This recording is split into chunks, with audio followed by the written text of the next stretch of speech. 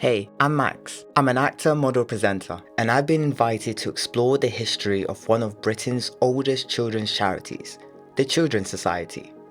It all began right here in South London in 1881 with a man called Edward Rudolf.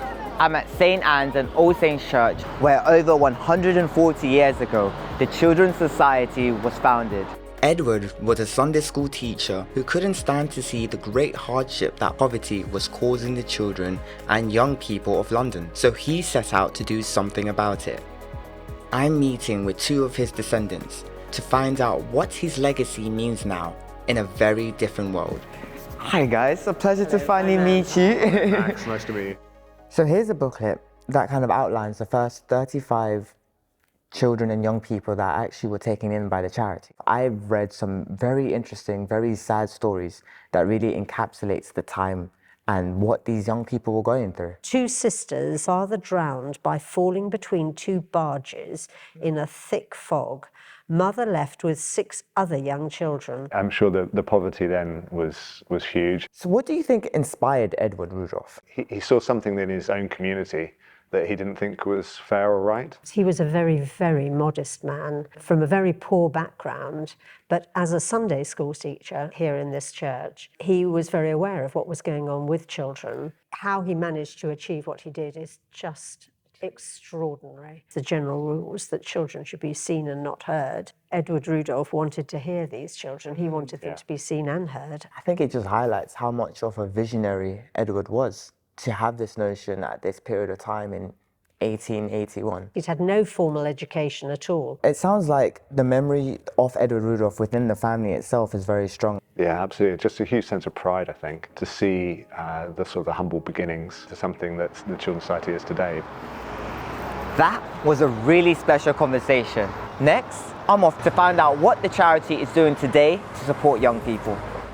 Many things have changed in 140 years, but today, the well-being of young people in the UK is ranked among the lowest in Europe, and they're waiting far too long to get the help they need. I'm here in Leeds to find out if teenagers can receive support before they reach a crisis. Time for Young People is a safe space for teenagers to drop in and get the support they need. This hub in Leeds is one of 6 set up by the Children's Society across the UK. I'm meeting with Mark Russell, Chief Executive of the Children's Society, to find out why they plan to open even more. If we were to look back at Edward Rudolf himself, knowing what his action has caused that ripple effect to create what we have now. I mean, he's left an extraordinary legacy. The first thing, he'd be really proud, but I think Mr. Rudolf would be more angry today than he was in 1881.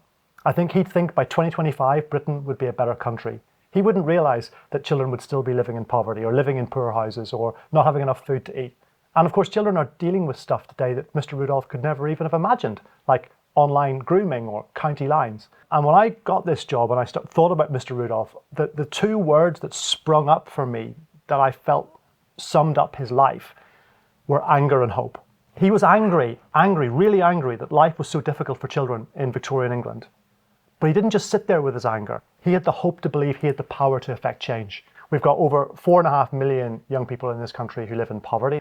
We've got over 2 million young people who need support with their mental health. We've got 1 million young people who live in poor houses where there's mold on the wall or damp on the wall. We've got over 1 million young people at risk of abuse or harm or exploitation. We've got all of the pressures of social media. Particularly teenagers are affected a lot by this. I think when you ask the question about what makes it so hard for teenagers, I think it's really important to remember that teenagers are children too.